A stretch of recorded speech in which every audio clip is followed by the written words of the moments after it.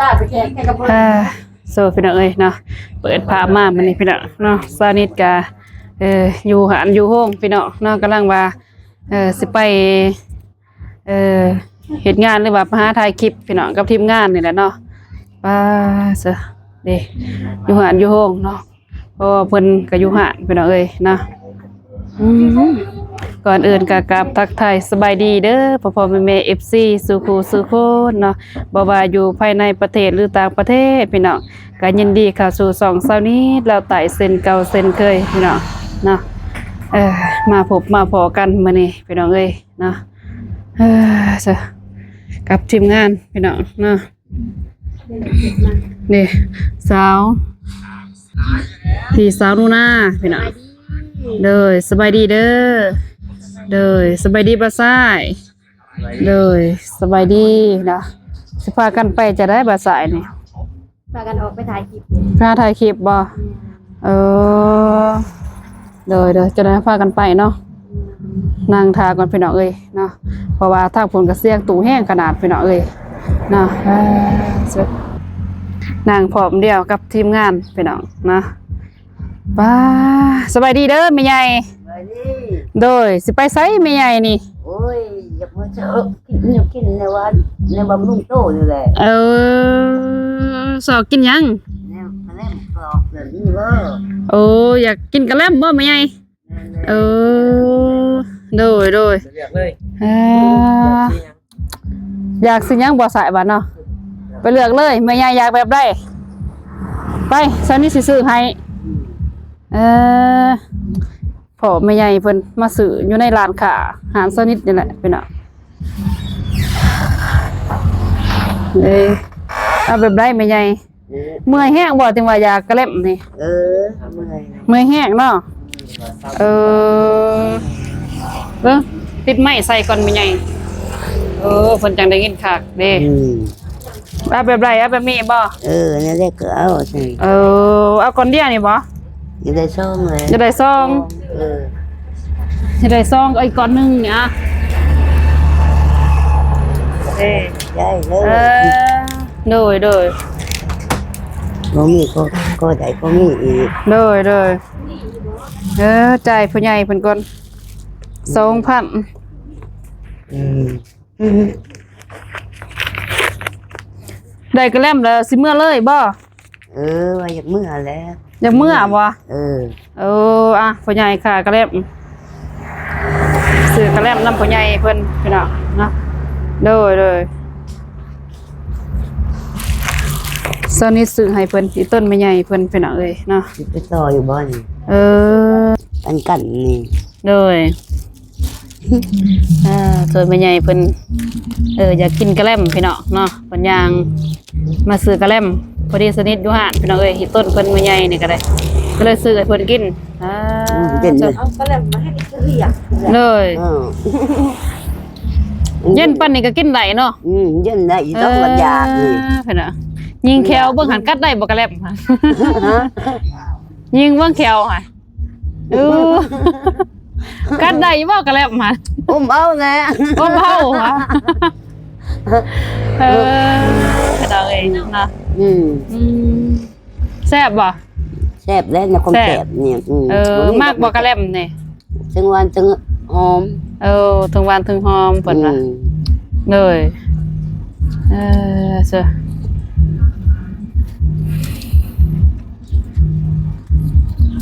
พอมีแห้งเนาะแม่ใหญ่เนาะเจ้านั่งกับทีมงานพี่น้องเอ้ยเนาะ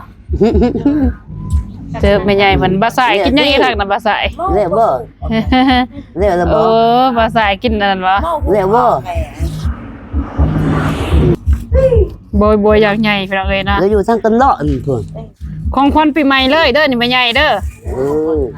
กินกระแลมดิ2,000สหกเนาะสาวนูน่ะโดยเพิ่นได้ผลมากเลยพี่น้องเลยย่ายนี่ซื้อจังได๋แม่ย่ายนี่ใจฮะใจซ้ำใจบ่ย่ายนี่แหละซื้อได้ไดชื่ออุ่น ไม่ใหญ่อุ่น Ừ. ไม่ใหญ่อุ่นมาใส่ถามเพิ่นเบิ่งอ่ะ มันจะคิดท่ามในเมื่อวานนี่ บ่เมื่อวานนี่บ่ใส่ไปหาเพิ่นบ่ เลย สนิทกับบ่ได้ทันเขา Ừ. เลยบ่าวใส่เพิ่นเอาเลย มา นะ หมักซิป ปั๊มมัก10บ่าวใส่ว่าสนิทกับบ่ทันได้เข้าไปหาเพิ่นดนเลยเพิ่นเอาเลยเนาะเลยมาพ้อเพิ่นมื้อนี้เข้ามาในร้านค้าเพิ่นว่าอยากกินกะแล่ม Ừ. อากาศหนาวจังสิก็กินได้เซยเนาะแม่ใหญ่ Đây chứ đó kì เออ anh sẽ ôm hương nè โดยว่าเจ้า chắc tôi đi say đặng sẽ ดีใจบ่ได้กินกะแล่มนี่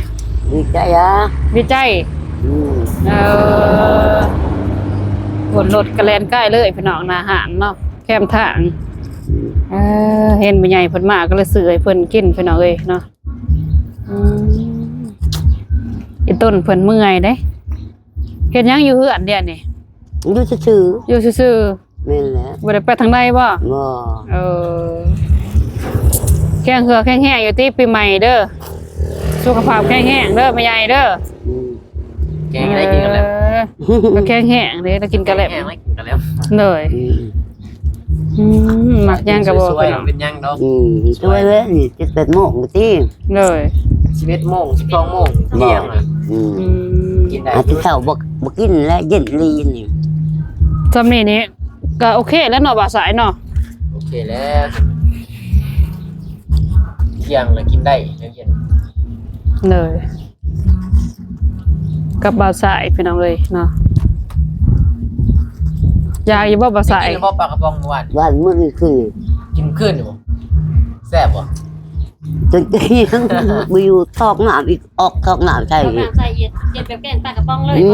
Ừ. อย่ามันมืดพี่น้องเอ้ยทางนี้เนาะเบิ่งสนิทมานั่งทางพี่ Một trăm cuộn chết nạ โซ่รถกระแลนช่วยเลยพี่น้อง Ừ. เนาะเด้ Đèn ao lợi ไม่จะหล่อมัน Ừ. Mà lại bọc ป้าเจอ มาซื้อ Ừ. ขนม Mà บอก lại หน่อย รถแลนช่วยพี่น้องเอ้ย Ừ. มาบอกขนมนี่ นางมุมนี่พี่น้องเอ้ยอยู่ทางนี้จังว่าเห็นแจ้งนางทางนั้นจักสิมันเหมือนเนาะบ่าวสายแม่ใหญ่เพิ่นนั่งกินกระแลม กระนิดมานั่งใส่มังนาวใส่เนี่ย มาแล้วก็ทนทานได้เขียวเราพี่น้องหน้าบ่าวสาย บ่ได้แล้วอมเผา อมเอา กระเล่มนี่ใครอยู่ Ừ. เย็นแต่ว่ามันละลายเองเนาะ Ừ. Nên Mình- nên mà khen là nhà bố đây đấy ยำนั่งก็ได้บ่ ก็ได้บ่ bố đây đó nào khen nào nhà phải chụp cái đẩy บ่ได้เนาะกระแลมนี่แข้งพัดได้อมเอา ôm tôi nhỉ มันละลายนิด เลย ๆจำสิหยอกยายเพิ่นน้อยจะนี่ เลยต้นเพิ่นพี่น้องเอ้ยยางพวกปุ้งปุ้ยอยู่เนาะเลย Dùng thật là เพิ่นยางไปยางมาก็คือที่ต้นเพิ่นพี่น้องเบิดบ่ผู้เดียวค่ะเบิดแล้วเนาะ ôi hoàng hành thanhมันหอนchỉ còn có mượt โอ้ยกินข้าวเดียวนี่ได้ ừ ป้า kinhมันจะได้ป้ากินหมดต่ออีก ป้า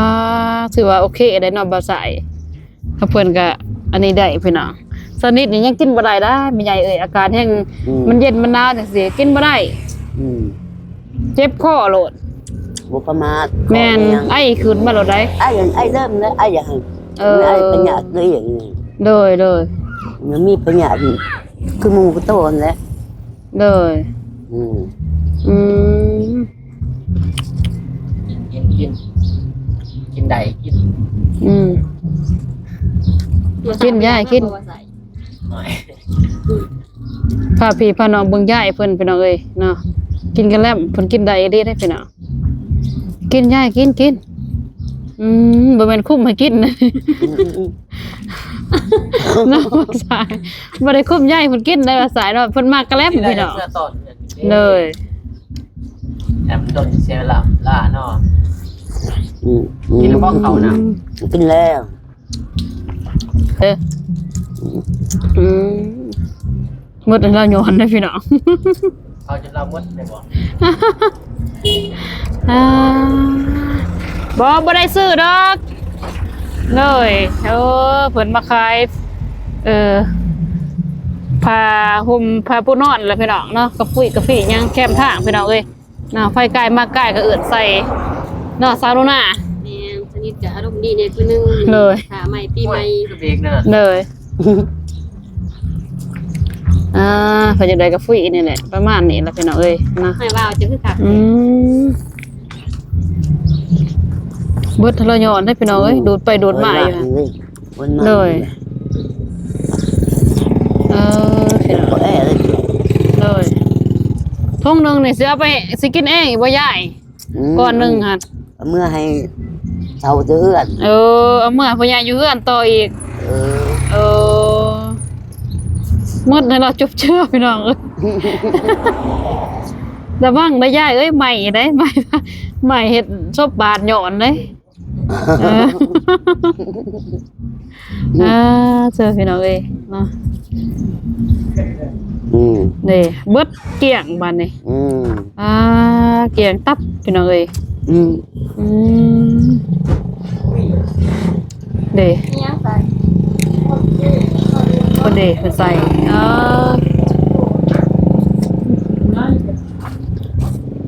อยู่ในมือนี่สิมื้อให้พ่อใหญ่เนาะ แม่นแล้ว โดยแม่ใหญ่สิมื้อเลยเบิ่นี่ เลยอยากเมื่อเลย โดยเมื่อกลับเอาแม่ใหญ่มาไม่สนิทโดยขอบคุณขอบใจเด้อแม่ใหญ่เด้อโดยสวยพี่น้องเอ้ยนะแม่ใหญ่เพิ่นมาซื้อกระแลมพี่น้องเนาะอยู่หั่นสาวนิดนี่แหละพี่น้องเอ้ยนะเด้ขายขนมกระแลมยังไปนี่แหละพี่น้องเอ้ยเนาะสินค้าขายย่อยพี่น้องเอ้ยเนาะทีมงานเพิ่นก็มานั่งพักผ่อนพี่น้องเนาะทางบ่าวสายโดยทางบ่าวสายแล้วก็ ใส่เพื่อนอัปเดตลงครับ ย่างบ่าวสายโดย ไปหาเพื่อนน้องหน่อย โดย เสียงถูกนะสินทายใดหรือบอจะอยู่หรือบยังเพื่อนถูก โดยไปสาวิตเลย ได้บ่เป็นหยังล่ะจะนอนเฮายางไปบ่สาย ไปเลยก็ได้ ไปเลยบ่ทาซานุนาอีเด้เพิ่นซานุนา สวยเลยเด้ โดยทางพี่ซานุนา ไปดีดีทางเด้อ โดยสบายดีอีกครั้งปีใหม่พี่น้อง เยี่ยมใส่อันก่อน ปีใหม่2026เนาะสบายดีอีกครั้งดีเลยพี่น้องสบายดีเลยพี่น้องเอ้ยเนาะดีกว่าสิเจ็บสิเป็นพี่น้องเนาะ เนี่ยเมืองใหญ่ไปกินกระเดี่ยมซะด้วยนะก็เลยยิ้วกินเองหมดมันมากินเองคือเย็นแท้ เลยตัวแสกก่อนแข้งตะว่าตอนนั้นโดย ๆอาจารย์สิสมัครเลย ไป สายเรากินแล้วบ่ บ่ได้โทษใส่บามิกเนาะบ่ใส่ เอามิกไปเมือง ขึ้นเมืองว่ามื้อนี้ ไปซื้อเมือง ไปข้อมูล เพิ่นเริ่มผ่านแล้วได้เนาะบามิกเนาะโดยยังสมองบ่ผ่านแล้วติบ่สมองก็ ผ่านนะ โดย มันจะสูงขึ้นเนี่ยตามไป โดยปรับสายนี่โอเคเบิดแล้วแต่ว่า ยัง ยังบ่ ยังผ่านได้ โดย ยังรอผิดกัน เรากิน ยังรอผิดซานุนาเด้ได้เท่าใดแล้วผู้ติดตาม กำลังใน900ป้าเอง เท่าใด 900 10 ปลายคน 19 กับผ่าน นี่ โอเค การติดตามเพิ่นอีก โดยฝากติดตามเพิ่นเด้อพี่น้องเอ้ยเนาะเอ้ยสนิทเองนี่แหละพี่น้องเนาะเอ้ยสาวนูนาเนาะช่องของเพิ่นกับสาวนูนาแฟมิลี่พี่น้อง ตามของน้อง โดย มาให้กันได้ โดยผู้ติดตามของน้องนิดเนาะแบ่งปันให้เอื้อยพี่น้องเนาะคนละเล็กคนละน้อยนี่แหละ ผ่าน นะเพราะว่าทางเอื้อยเพิ่นก็พอได้ผ่านเกณฑ์ YouTube ไว้พี่น้องเนาะก็สู้มานำกันนี่แหละเนาะ ตั้งแต่ ซ่องเอ่ยซ่องเนาะ โดย เดือนนี้เป็นสิเก่าแล้วทันเบิ่งได้ 300แต่ก่อนหันส่วงไป5อันบ่เตียงเพิ่นลงมากำลังได้100ป้าย พอดีมาส่วงล่างๆนี่ก่อนจะไปถ่ายน้องซ่าหน่อยเพิ่นอันใด500 โดย พอดีเดี๋ยวนี้เริ่มขึ้นฮอด900ป้าย ก็ เติมแล้ว แม่ โอเคเนาะบ่สายเนาะโดย เพิ่นทางเบาตูนเบาเจ็บแล้วก็เบากู โดย เปียกเบาอนงเบา โด ซ่าย โอ้ ไว้ เลย เบามีแล้วก็สนิท เลย ยังว่าหายิ่งบุญน้องๆเพิ่นเลยเป็นเอื้อยได้แต่ว่าเอื้อยนี่บ่ทันสำเร็จนี่ยังจักอย่าง เลยจะได้ก็สำเร็จแล้ว แม่น ถือว่าไว้เติบแล้วเนาะบ่สายเนาะเลย ชั่วโมงก็ห้าก็ได้3โลดีบ่3,000 3,000ชั่วโมง ยังพัน ยังอีก ตลอดไป เลย แม่นก็100ป้าย เลยโอเคเนาะจะได้ก็ผ่านแล้วบ่สายเนาะบ่พริกบ่มีกาไปก่อข้อมูลแหละพี่น้องเอ้ย ตามก่อนแล้วสมอง แม่นชั่วโมงละยัง ถ้าคลิปประมาณ 2-3 พันนี่ก็คือเสียคลิปกับทานแล้วสมอง มันถ่ายคลิปเด้อพี่สาวนูน่ะ โดย เลยถ่ายคลิปหลายๆให้พี่ให้น้องเพิ่นเบิ่งเนาะบ่สาย บ่ได้ไล่สดตัวนี้นั่น FC เพิ่นก็ถามหาอยู่ เลย ชาวบ้านพี่เพิ่นเพิ่นว่าถามหาเพิ่นไล่สดเนี่ยเดี๋ยวนี้ เลย ย่างนำเน็ตนี่แล้ว เลย ก็มีเงินเน็ตแม่ก็ต้องเก็บไล่สดเน็ตแม่นี่เนาะ เลย เลยว่าใช่ว่าเอาลงทางคลิปแน่บัดนี้กันเอาลงคลิปแล้วก็บ่ได้ไล่สด เลยโอเคเลยอ่า ต่อไป เลย บ่ทันได้ผ่านเนาะ ยังสู้ๆอย่าว่ากเอามาสู่ปี2026นี่เอาให้มื้อพลังจิตนะมันได้เต็มร้อยเลยเนาะบาสายเนาะดึงเอาน้ำบาสายน้ำแน่แล้ว เลย เราสนิทนะ เลยโอเคได้อยู่ดอกเนาะแต่สนี่ก็ยังสู้นี่แหละสู้คือกันนี่แหละพี่น้องเอ้ยเนาะทีมงานเนาะทีมงานสายบุญลาวใต้พี่น้องเอ้ยเนาะจะได้ก็เป็นกำลังใจให้เด้อนะทางบ่าวสายแล้วก็เอ้ยสาวนูนาแล้วก็สาวนิดแล้วก็บ่าวมิกพี่น้องเอ้ยเนาะข้าก็เพิ่งทำเลยว่ากำลังเฮ็ดซ่องเนาะ แม่น โดยเพื่อสิได้ ใหม่ โดยยังไม่ วงการนี่ไม่ โดยพิเศษก็แม่นขอบใจทางพ่อแม่ FC นี่แหละที่เป็นกำลังแรงใจให้ตลอดมาเนาะ โดย แล้วก็ผู้นำก็แม่นบ่าวอนุ่งพี่น้องเอ้ยเนาะ แม่น โดยก็เป็นพี่ชายทางบ่าวชายบ่าวพี่ชายแท้ๆนี่แหละพี่น้องเนาะโดยทางสาวนูนาแล้วก็สาวนิดนี่ก็เป็นอ้ายคือกันนี่แหละพี่น้องเนาะแต่ว่าสิว่าคิงๆก็ซ้ำบ่ว่าคิงๆก็ซ้ำคิงๆนั่นแหละพี่น้องเอ้ยเนาะก็เพิ่นนี่แหละโดย แบบอายอันน้องกับพ่อเพิ่นก็เป็นอายของแม่อยู่เฮือน โดยทีมงานไอ้น้องพี่ๆน้องๆกันนี่แหละพี่น้องเอ้ยเนาะสิว่าย้อนใจมักนี่แหละพี่น้องเนาะอยากเฮ็ดในการที่ว่า2 YouTube สวยเรือสังคม โดยอยากช่วยเหลือสังคมนี่แหละพี่น้องเอ้ย สวยซัมมี่ โดยเท่าที่ช่วยได้นะเนาะโดย ช่วยได้ บ่ได้ว่าหยังสวยสังคมสวยใด โดยสิว่าเฮาหังมีบ่สิว่าเฮามีเกินบ่เฮาก็บ่มีเนาะบ่สาย แต่ว่าจิตใจอยากซอยพี่น้องเอ้ยเนาะโอเค สังคม โดยโอเคไปเฮาก็สิได้เดินทางต่อเนาะเดินทางไปทางบ้านน้องน้อยเนาะบ่สายชาวนุน่า กับฝากติดตาม โดย ตามเด้อ ผลงานเฮาไปเรื่อย โดย ๆไปเรื่อย โดยโอเคพี่น้องเอ้ยเนาะตอนนี้ก็ทางทีมงานเนาะสาวนูน่าแล้วก็บ่าวชายชาแนลเนาะสิได้เดินทางไปหาทาง